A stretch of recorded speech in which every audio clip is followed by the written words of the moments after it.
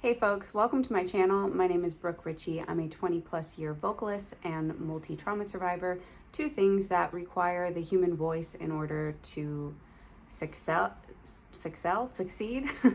at what you're doing in life and also overcome your traumas. I'm also an indie rock artist, a film composer, and looking to get on more stages for inspirational speaking gigs. And working on a book right now too. I tend to do everything all at once, as us trauma survivors know so well. And so thanks for being here. If you are someone who's looking to get out of psychological quicksand, something I like to call this place of being stuck in life, you just can't get any movement in any direction whatsoever, this place is for you.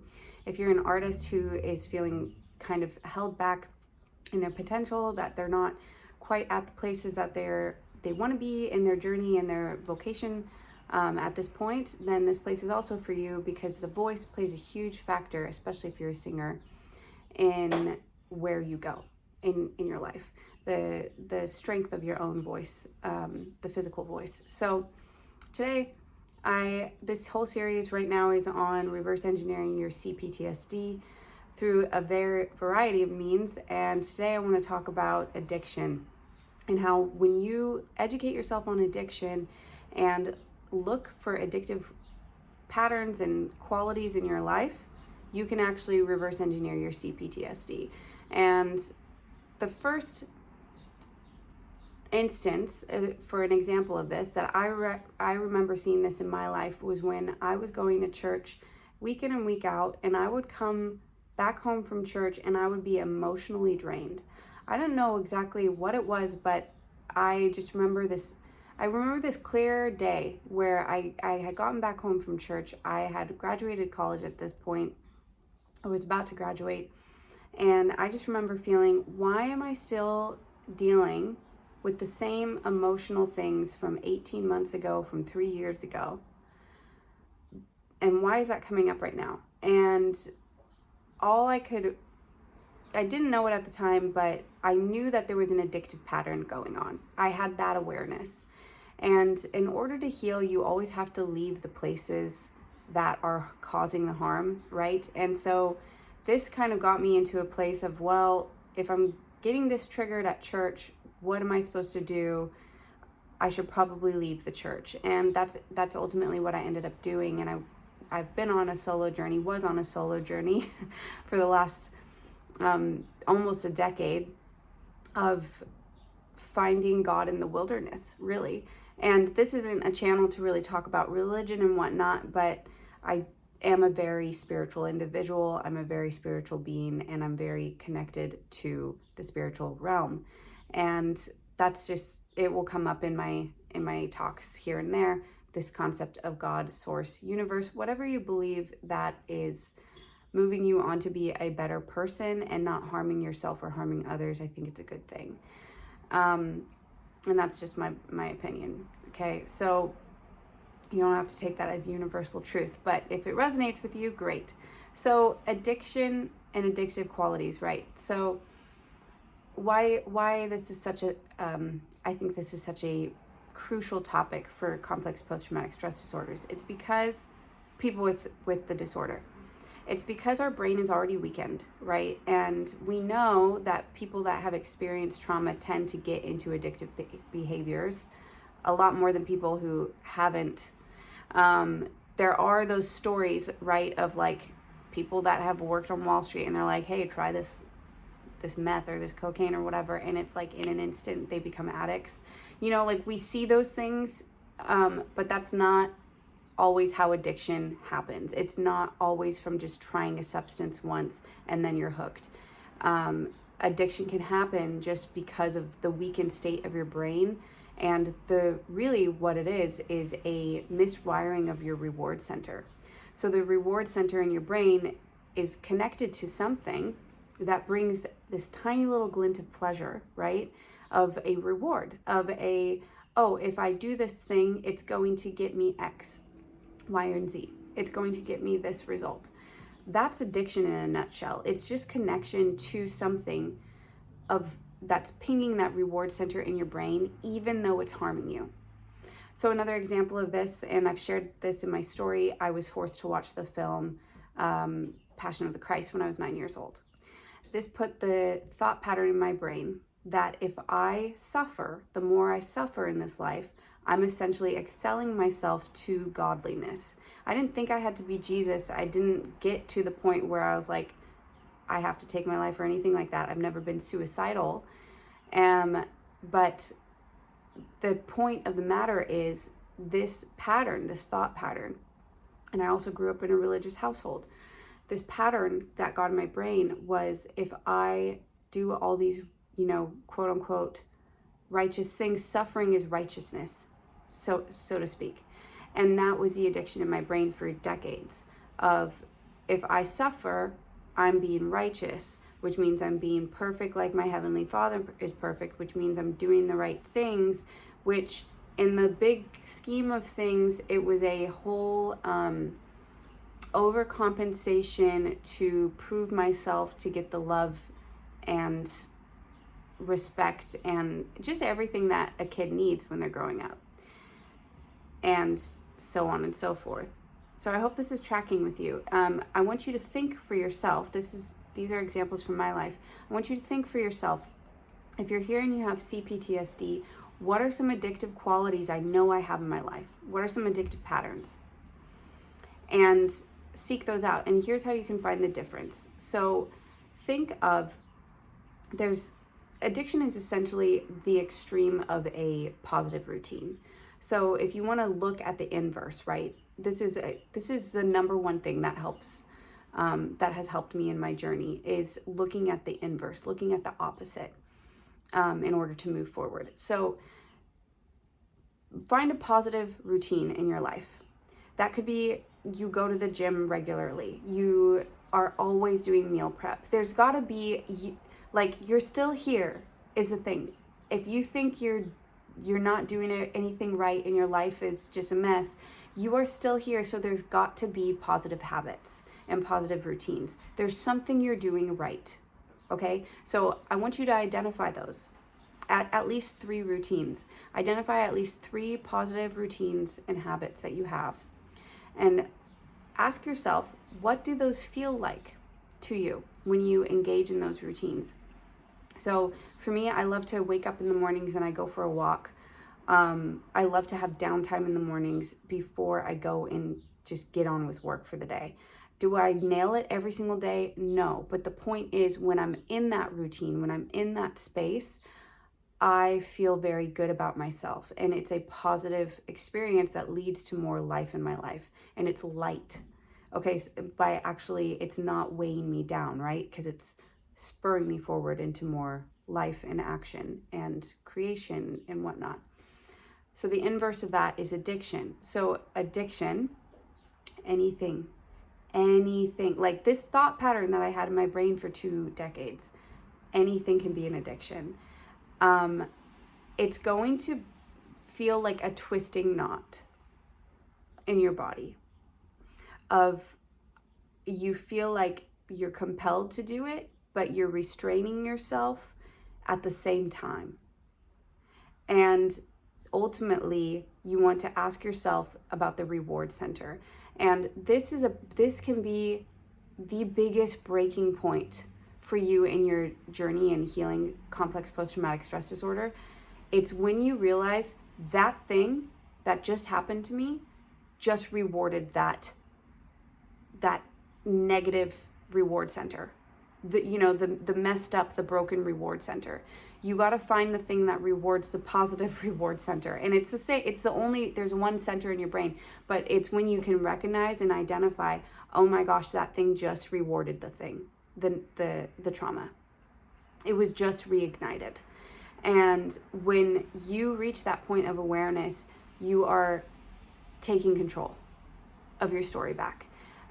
Which is why I say educate yourself on addiction, even if you don't struggle with addiction. And this struggle with addiction by meaning people hear that word and they think it's drugs, it's alcohol, it's substance abuse. It's not.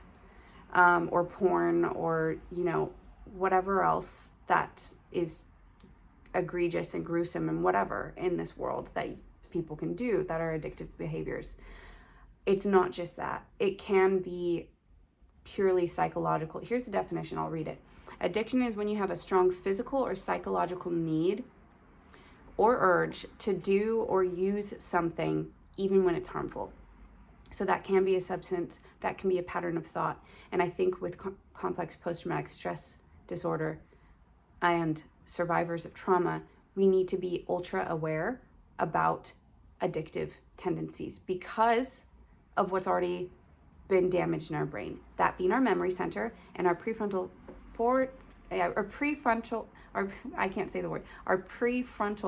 cortex, which is our decision-making center in the brain. These are already damaged for us, they're already weakened, and which means we are more susceptible to addictive patterns, which is why it's so important to identify them, to be aware of this thing just reignited that negative reward center pattern in my brain. And that's probably what was broken for you in your originating traumatic event. For me, that was when I was 9. That was broken. My reward center was actually broken in this experience. And what I want to verify, validate for you is you can find this. And it takes work, I know, and it's frustrating and all of this stuff, but you can find that broken spot. And once you find it, it's like finding that broken fuse in your brain, right? It's the broken fuse in the car, in the radio or whatever, where you're like, oh my God, there it is. There it is. I see it. Now I can get to work. Now I can actually fix it. That's why, now I'm just going on and I want to wrap up this video, but find the addictive behaviors, find your positive routines. And the goal here is when you can find the addictive behaviors and patterns that you have. For me, this was actually going on an escalation of to losing my life. Seriously. Like this is how serious I want you to take this. Just look at my experience. I got it in my mind that I have to suffer to be righteous, and that's going to get me this pleasure reward center in my brain that I did something right in the eyes of my parents. That in a nutshell, okay? Because I could identify it, I could say, okay, so that's wrong. That is so wrong. That's not how this pleasure reward center in your brain is supposed to work at all. It's backwards. And so then what do? I learn and I take the uncomfortable steps to flipping the script. Okay, so that for me now means what? It means when I work, I earn something. And work does not mean suffering. Work is not suffering. There's so many aspects to my story, which I'll have to get into in other videos, of just the types of spiritual entities and demons and whatnot that have plagued me. But the point of the matter is track back. That's what I want you to do. Track back of, yeah, I tend to do this thing a lot, or yeah, I tend to feel this way, like, oh, I'm doing something right, but oh my gosh, that's terrible and it's hurting me. It's when you can find those things of, I did it, but oh my God, that hurt me. Like, this is still hurting me, is the thing. And to actually look at it, like, ask yourself, like, if this is going to escalate, because this is what addiction does, you grow it heightens, like everything, what's the word I'm looking for?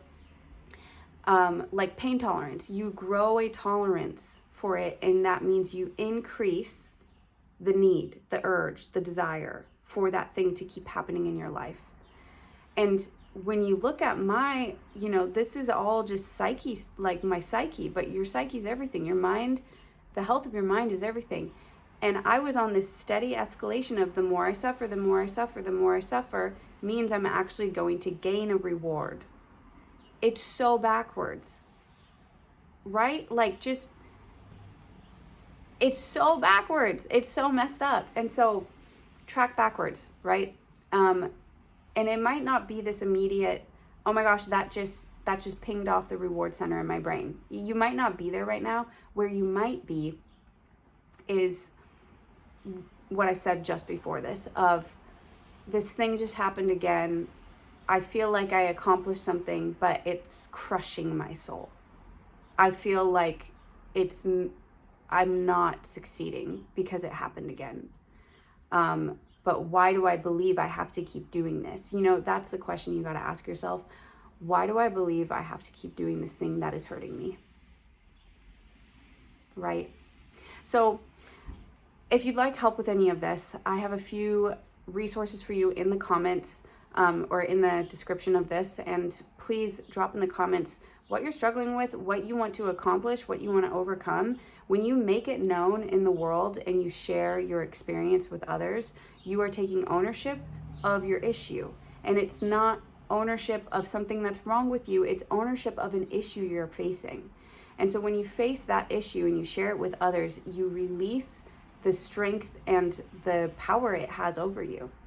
You put it out in the light and you share it. And when you share it, you're saying, I'm going to take control over this. I'm going to be responsible for this, because now what's going on? People are watching you. So, and the other thing is, as a C-PTSD and trauma survivor, like, you can't be isolated. Isolation is the worst thing for you right now. And that's why you got to share and you got to connect. So I welcome you into a few things. I have the voice community on Facebook, as well as a holistic voice training that teaches you about how to develop your holistic voice in order to take control of your life and get out of psychological quicksand, to overcome blind spots that you're trying to figure out. You know, raise your hand if you're like, yeah, I feel like there's something wrong with me, or something happened to me, but I don't know what it is. This is for you. Like, please click on this training and go watch it directly after this, because you don't want to stay stuck. And the longer you stay stuck, the harder it is going to be to get unstuck. It's just time, and that's human psychology. So you got to create movement around your issues in order for you to overcome them, okay? And I welcome you into Amplify Your Voice. That is my 40-day reset program that is designed to get you out of that psychological quicksand. It might help you uncover traumatic memories and suppressed memories. And I've seen that happen with clients. And it will also help you just amplify your voice. Like, that's the name of it, right? It helps you strengthen your voice and connect with others and strengthen your network. I am rushing this video. I'm so sorry, because I have to get going to a call, but thank you so much for being here. And I mean that from the bottom of my heart, because I know the struggle is real. And like a great mentor of mine always says, honor the struggle. You're here for a reason. Don't lose sight of your light. Protect it, okay? Don't let people take it from you. Protect it. Yeah, I think that's it. So thank you so much, and love to you, and all the power to you on your journey. And I'd love to connect and see you and amplify your voice soon. See you in my next video.